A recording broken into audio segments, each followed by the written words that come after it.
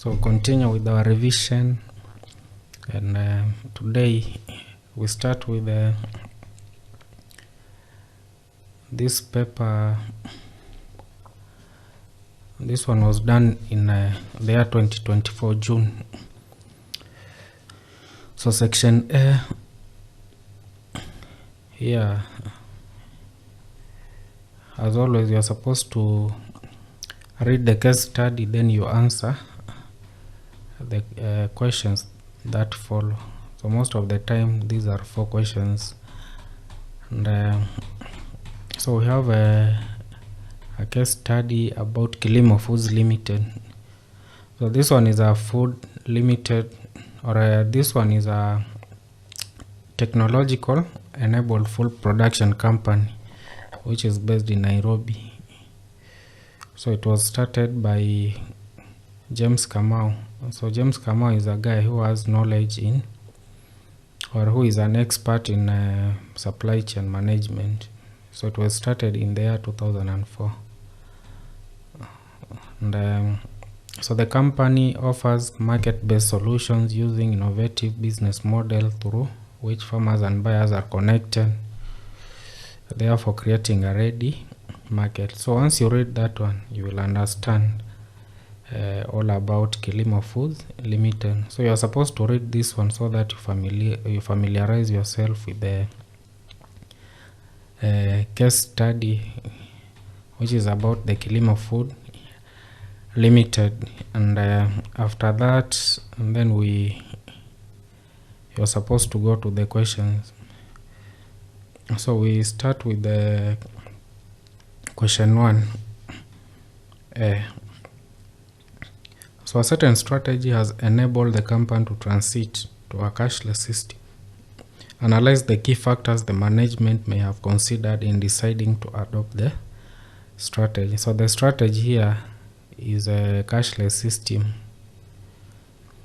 So what are some of the factors that led to the company adopting that strategy? So the management of Kilimo Foods Limited considered several factors when they were making the decision, and the strategy is digitalization. Yeah, so transitioning from the prior system to cashless system, they considered the following factors. So the first one is blurring industry boundaries and lowering barriers to entry. So the adoption of the strategy was driven by the need to blur the industry boundaries, thereby lowering barriers entry. And so this one suggested a strategic move to disrupt or gain a competitive edge in the market by making it easier for farmers and buyers to connect and transact, potentially by passing traditional distribution channels. So one factor was there was that need to blur industry boundaries and lower barriers to entry. And then the second one was shortening time horizon and increasing evolution speed. So this one means that the strategy, or the digitalization strategy, shortened the time horizon and increased the evolution speed of business model. And then another one was another factor is effect on business model. So a primary consideration was the effect of the digital strategy on business model. Another factor, identification of areas of value creation. So the board identified the areas where value could be created through the digital strategy. So the digital strategy is the cashless strategy that was adopted. So it enhanced efficiency, improved access for farmers and buyers, and also potential new revenue streams through the online portal. And then another factor, potential areas of vulnerability. So the company mapped out potential areas of vulnerability to disruption from new entrants. Adopting a digital cashless system could serve as a protective measure, making their business model more resilient and less susceptible to disruption by competitors. So this strategy enabled them to be less susceptible by or due to disruption by their competitors. And then another factor, capabilities needed to be a market leader. Management considered the capabilities the company needed to build the market leader, to be a market leader. So this will include developing and integrating the necessary technology, training staff, and establishing robust digital infrastructure to support the cashless mobile-based application and online portal. So that was what was needed for the company to be a leader. And then another one was optimization of operations and enhanced operational efficiency. So the company, or Kilimo Foods Company, it rolled out diverse strategic intervention. So there are so many strategies or strategic interventions that were rolled out, and these are different strategies. So including the digitalization or the cashless system, mainly to optimize operations and also ensuring that there is operational efficiency, or the operational efficiency is enhanced. And then another factor, the last factor according to the points I have here, is the support for digital enabled logistics market and centralized warehouse. So the strategy, or the cashless system strategy, it supports the digital enabled logistics market, which is supported by a centralized warehouse. So therefore it indicated a consideration for the cashless system integrates and enhances existing logistical frameworks. So this one also plays part when it comes to enhancing logistics within the organization. And then question B, the consultant observed that the company lacked a certain systematic standing or a scanning mechanism. Analyze the benefits of the scanning mechanism. So there was a systematic scanning mechanism which was lacking, according to the consultant, that was brought in to streamline and ensure that the organization can compete. So the benefits of this systematic scanning mechanism include, so the consultant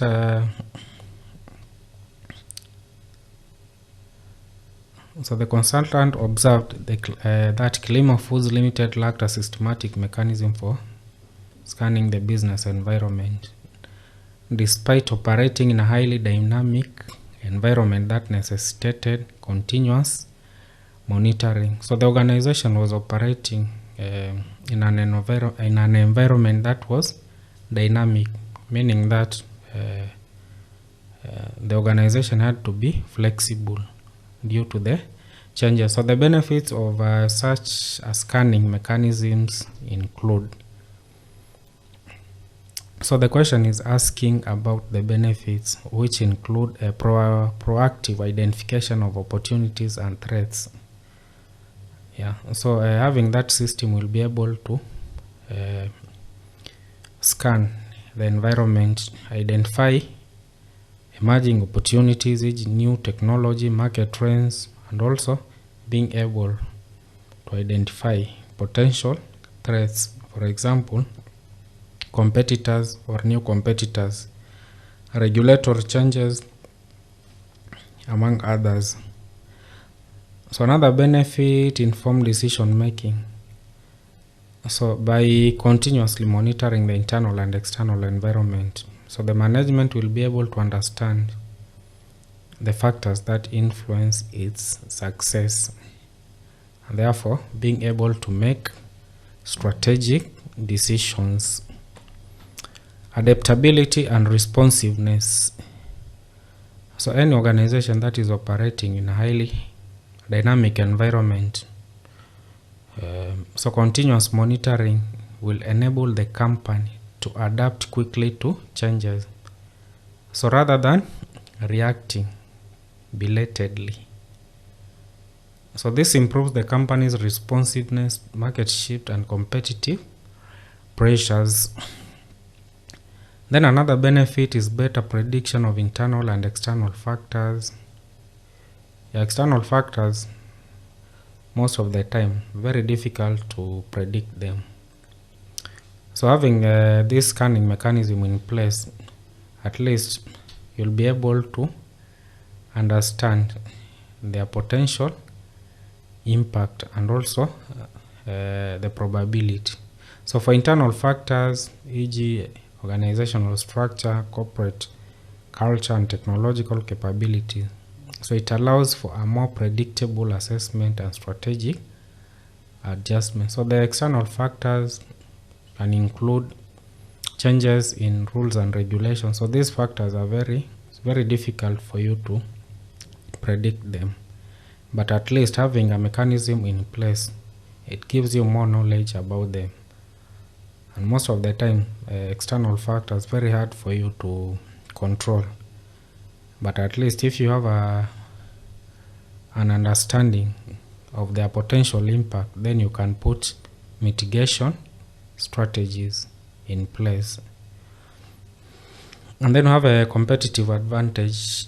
So understanding the business environment. So using the system to understand the business environment, including what others are doing or competitors' actions and market demand, allows the company to come up with strategies that build and sustain a competitive advantage. So another benefit, resource allocation optimization. So having a clear understanding of your environment or the environment where you operate, most of the time the company will be able to allocate resources. When we talk about resources here, we talk about can be financial resources, human resource, more effectively to capitalize on opportunities and also mitigate the potential risks. And then risk mitigation, another benefit. So by identifying potential vulnerabilities and threats early, so the company can develop strategies to mitigate risk before they significantly impact performance. So before you come up with any strategies in risk management, you have to identify the risks. After identifying the risks, now you do what we call assessing or analyzing. So after analyzing, so in analysis, you'll be able to know the impact, the probability. So once you know that one, then you can come up with the strategy. So we have different strategies in risk management.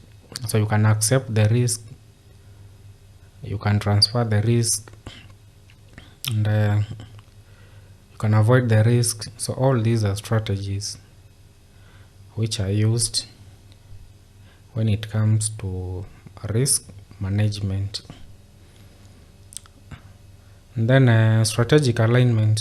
So also scanning ensures that the company strategies remain aligned with the realities of the market and its internal capabilities. So we continue question C. We're still in number 1. So the consultant argued that it was the company's best interest to put in place certain initiatives when implementing human resource strategies. So propose the initiatives that the company may put in place. So this consultant who was brought in proposed or recommended that the company to put in place a certain initiatives when they are implementing the human resource strategy. So you propose the initiatives that the company may put in place. So he said that The consultant emphasized that strategy implementation should not be taken for granted, and the company should put in place initiatives to overcome barriers to the implementation of human resource strategy. So based on the case study, what we saw, and general strategic HR principles. So human resource or strategic human resource principles. So the proposed initiatives include 1. Developing a coherent human resource strategy. So we saw that one in our case study. So the consultant observed the lack of coherent strategy. So there was no strategy in place that deals with human resource management. So the first initiative should be to develop a clear HR strategy that articulates the company's intent towards human resource management in both the short and long term, integrating HR policies and practices. So the strategy must be customized to companies' specific needs. So another one is establish a fully fledged operational HR department. So I recommended establishment of a human resource department in the organization. So the department will be responsible for implementing HR strategies and also ensuring dedicated resources and expertise. And then focus on high performance management initiatives. That is another thing that was another initiative that was proposed by the consultant. So implementing initiatives that impact business performance such as productivity, quality, customer service, business growth and profitability. Then implementing high commitment management strategy. So this one is a strategy that elicit commitment from the employees. Adopt high involvement management strategy. Here we talk about advocating for partnership between management and staff. So we talk about participation. So we have different forms of participation. So employees can take part in management decisions through participation programs, suggestion schemes, shared responsibilities, joint consultations, among others. And then another initiative proposed was strategic workforce planning and restructuring, retraining and job enrichment. So here we talk about for those employees who remain after rationalization. So those who are not dismissed. So there was need to provide retraining and job enrichment to enhance their skills and engagement. So mostly here for jobs that became more technical or diversified. So there was that need for retraining and also enriching their jobs. And then development develop an employee engagement strategy, communication and transparency. You talk about implementing clear and consistent communication, leadership buy-in and support. Ensure that top management is fully committed to actively support the human resource strategies and their leadership, which is crucial for successful implementation. I don't talk about leadership buy-in and support. Here we talk about total commitment and full support from the top management. Then monitoring and evaluation of HR strategy implementation. So putting in place metrics and a process to continuously monitor the process and effectiveness of HR strategy implementation. So if there is any adjustment that is needed, that one is also done. And then the last question, which is D, Question 1 is the company adopted a strategy to address poor performance. Examine the benefits of the strategy. So the strategy 1, the benefits of implementing that strategy. So here we talk about employee engagement strategy. Yeah, so that is the strategy that is used when you want to deal with, or when you want to address poor performance from employees. So the benefits include improved productivity. So the employees were more motivated, which led to higher levels of productivity. And then increased profitability. So the enhanced productivity coupled with other benefits directly contributes to improved profitability, enhanced employee morale, and reduced anxiety. Also high employee retention.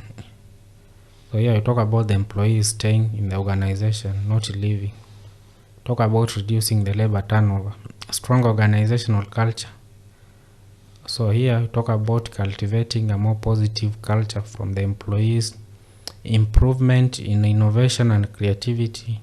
So engaged employees feel more comfortable sharing ideas, better consumer service, greater adaptability to changes.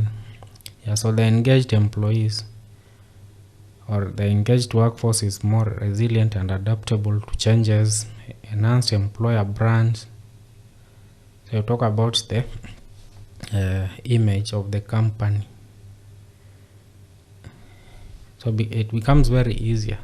So if you have a positive image, it becomes very easier for you to attract candidates during the process of recruitment. Then organizational turnaround. Yeah, so the ultimate benefit, which is highlighted in the employee engagement strategy, will ensure the company's turnaround, implying a comprehensive recovery and improved overall business performance. So the turnaround here, we talk about improving and also the overall business performance. So if you like this video, you can always enroll with us. You'll be able to access more of these revision sessions, and also you'll be able to find well done lectures or pre-recorded videos for all the KASNEB courses as well as CHRP. And in case of anything, you can always reach us out. We have our contact details on the screen. Feel free to call, feel free to WhatsApp anytime. So thank you, and let's meet in our next session.